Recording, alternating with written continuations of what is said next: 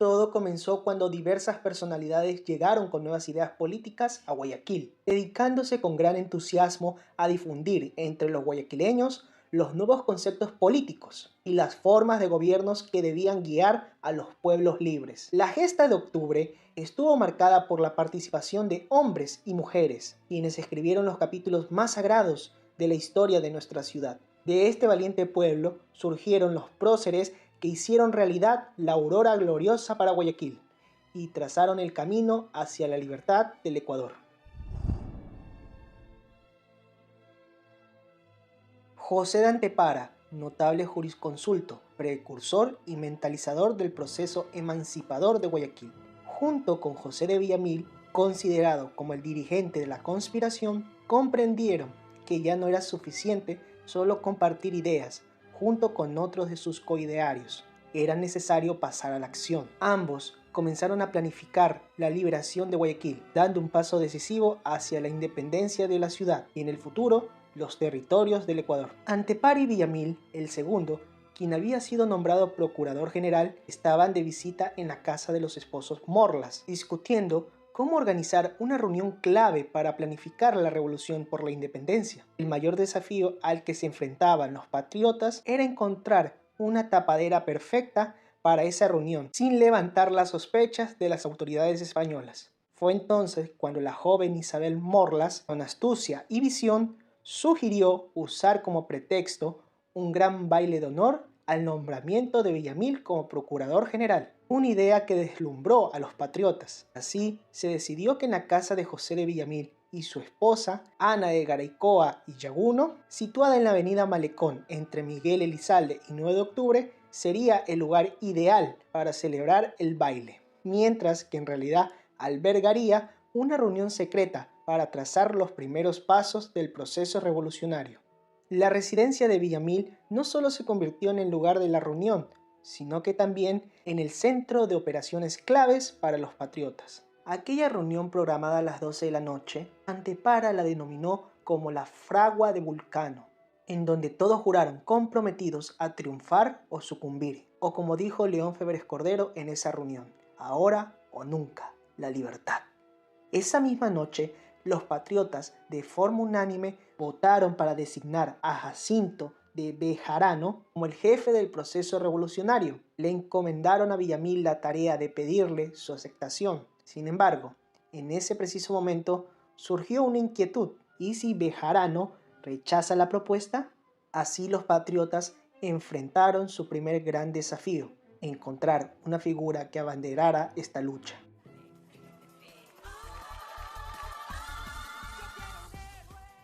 En la mañana, un grupo de militares y civiles comprometidos con el proceso libertario asumieron la tarea de buscar un líder para la revolución. Entre los posibles candidatos, además de Jacinto, se mencionaron nombres como José Joaquín de Olmedo, don José Carbo y Unzueta y el capitán Rafael de la Cruz Jimena. Todos ellos, figuras destacadas, fueron considerados para llevar sobre sus hombros esta gran responsabilidad. Primero fueron a la casa de José Joaquín de Olmedo, ubicada en la calle Panamá y Beicasa. Todos, llenos de entusiasmo y expectativas, le presentaron la propuesta a Olmedo. Sin embargo, él la rechazó, argumentando que era un hombre de letras y no un soldado. Esta respuesta desilusionó profundamente a los patriotas. Antes de que se marcharan, Olmedo les ofreció un consejo. Considero que la revolución es de todos, es del pueblo de Guayaquil. Villamil, quien fue comisionado para pedirle la aceptación a Jacinto, la rechaza. Su argumentación era de que él ya contaba con 68 años de edad y estaba bastante enfermo. Consideró, además, que hubiera sido una humillación para él aceptar la dirección de un golpe revolucionario tan importante sin poder estar al frente del mismo.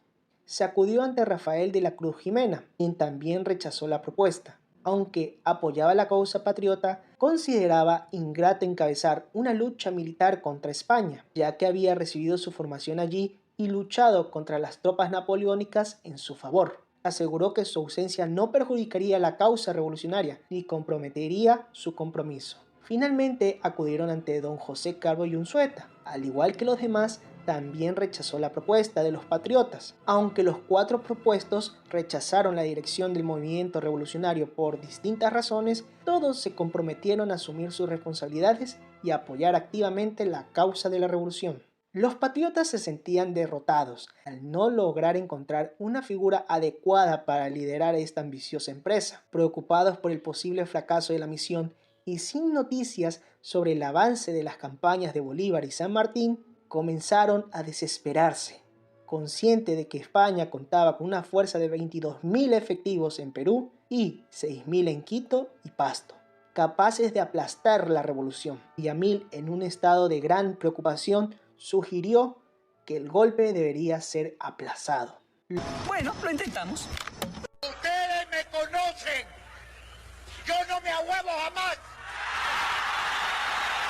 Los patriotas dejaron pasar los días sin tomar una acción contundente y la incertidumbre creció. Finalmente, ante esta situación, surgió la decisión firme del talentoso León Febres Cordero. Este líder, que había escuchado atentamente las palabras de Olmedo, consideró que la revolución es de todos, es del pueblo de Guayaquil. Asimismo, comprendió que los otros líderes que habían rechazado la propuesta también compartían un sentimiento similar al de Olmedo, aunque expresado de diferentes maneras. Febres Cordero se dio cuenta de que estaban perdiendo el tiempo al centrarse en aspectos que no eran fundamentales. Febres Cordero, con determinación y urgencia, inspiró a los patriotas con sus palabras, dando un mensaje contundente o su icónico discurso, que lo pueden ver en pantalla. En resumen, resaltó que la revolución no podía esperar.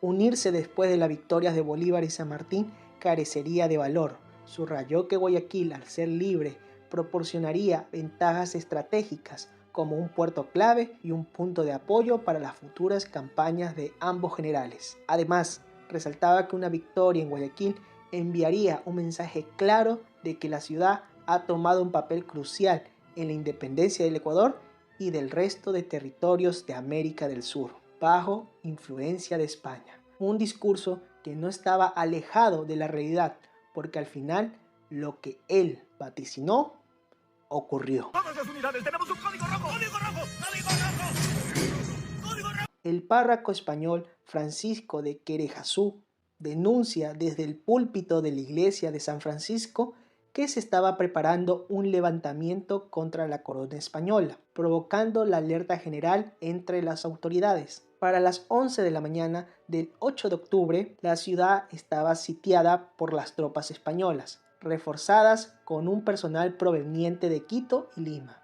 Todos los batallones realistas estaban en alerta. El gobernador de la ciudad, en actividad de impedir cualquier revolución, empezó a dar órdenes y disponiendo fuertes patrullas.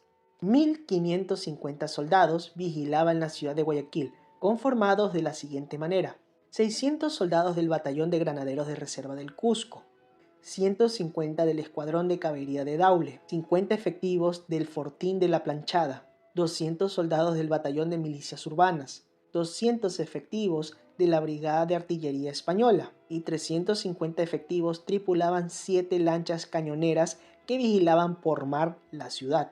En aquel tiempo, los cuarteles y los fuertes militares españoles que custodiaban Guayaquil en 1820 eran los siguientes que estás viendo ahorita mismo en pantalla. Los patriotas se enfrentaron a las fuerzas españolas sin provocar un derramamiento de sangre excesivo ni convertir la ciudad en una zona de guerra. Gracias a su astucia y comprensión de las difíciles condiciones que vivían las tropas y oficiales locales, muchos de estos soldados se encontraban sin paga y con familias que mantener, lo que ofrecía una oportunidad estratégica para los patriotas. Conscientes de esta situación, ofrecieron asegurar los pagos de todos estos militares una vez que se controlara la ciudad, lo que les permitió ganarse el apoyo de estos, mientras que otros lo hicieron por la ambición de ascender en los rangos militares. En cambio, otros, motivados por el honor, la lucha por la libertad y dejar una marca en la historia, decidieron aliarse con los patriotas. Aprovechando estas diversas posturas y motivaciones, los patriotas lograron tejer una red de aliados que fortaleció su causa. Todo se desarrolló según lo planeado, culminando en una magistral victoria, aunque al costo de 38 vidas. A partir de aquí, llamaremos punto A, punto B o C a los cuarteles o fuertes militares para facilitar una mejor comprensión. Nóbito, es hora de pelear.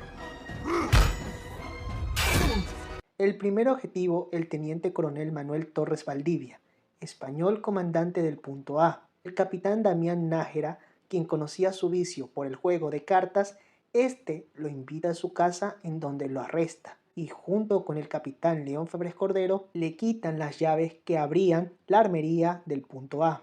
León Febres Cordero y Nájera, junto con 50 granaderos, a las 8 de la noche se tomaron militarmente el punto A, que contaba con 200 efectivos. En un movimiento decisivo, Febres Cordero se apoderó de los fusiles de la guardia, sometió a quienes eran realistas y los encerró. Esto despertó luego a la tropa y tras pronunciar un inspirador discurso Febres Cordero, las fuerzas de allí presentes no ofrecieron resistencia, formaron filas y se unieron a la causa libertaria. Febres Cordero y sus tropas se tomaron militarmente el punto B, que contaba con 600 soldados que estaban acantonados parcialmente en el emplazamiento. Soldados que en su mayoría estaban en descontento con España, porque fueron desatendidos por el gobierno y sentían el desprecio con el que les trataba el gobernador Pascual Vivero. Participan en la acción el entonces soldado voluntario Antón Calderón Garaycoa y el militar peruano Gregorio de Escobedo.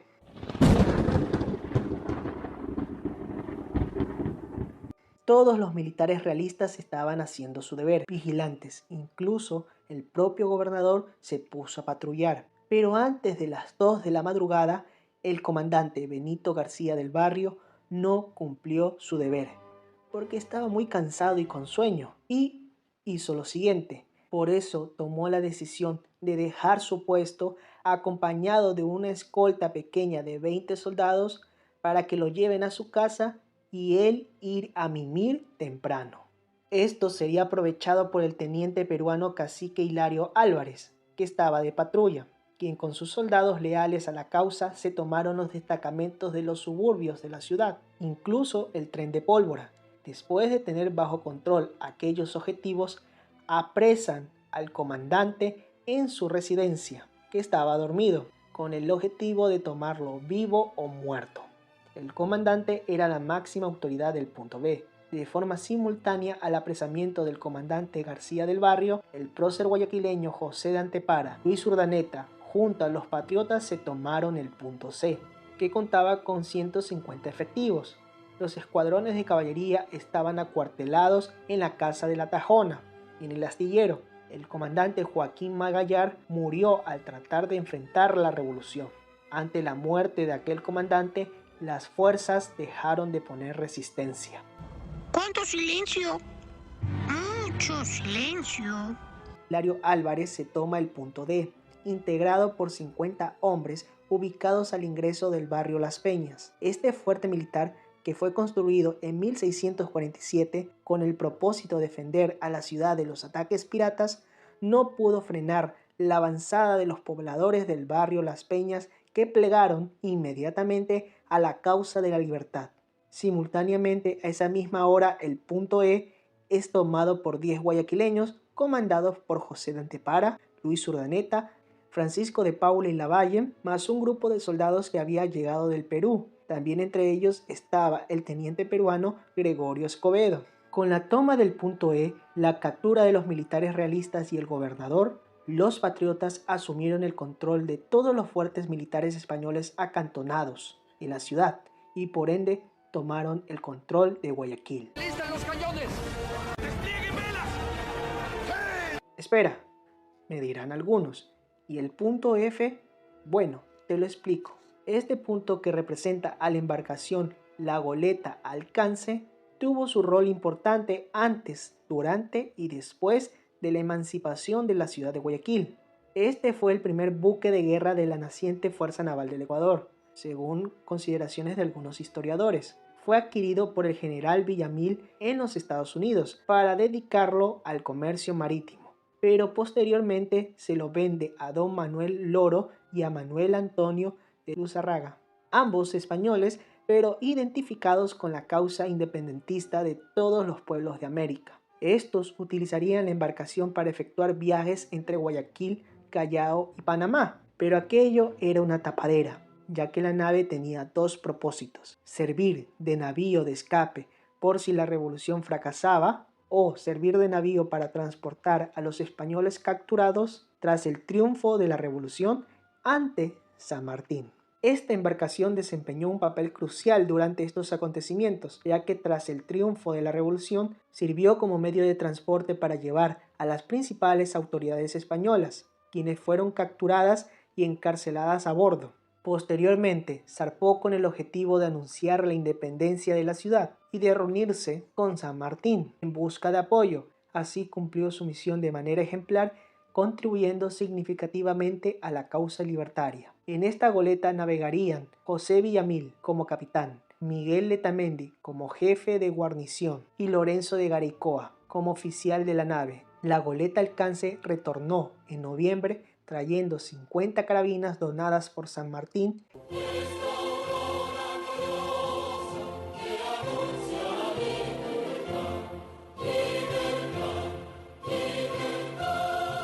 En la mañana de ese glorioso 9 de octubre de 1820, cuando brilló la aurora gloriosa y los primeros rayos de sol iluminaron la ciudad, Guayaquil ya era libre para siempre del dominio español. Asimismo, a partir de ese día empezó el inicio del fin del dominio de España sobre las tierras del Ecuador. Desde el balcón de la casa de José de Villamil, acompañado del prócer León Febres Cordero y del pueblo de Guayaquil que se dio cita en el lugar, observaron regocijados de la aurora gloriosa de la libertad. En aquella mañana resplandeciente, el aire de Guayaquil se llenó de expectación y esperanza.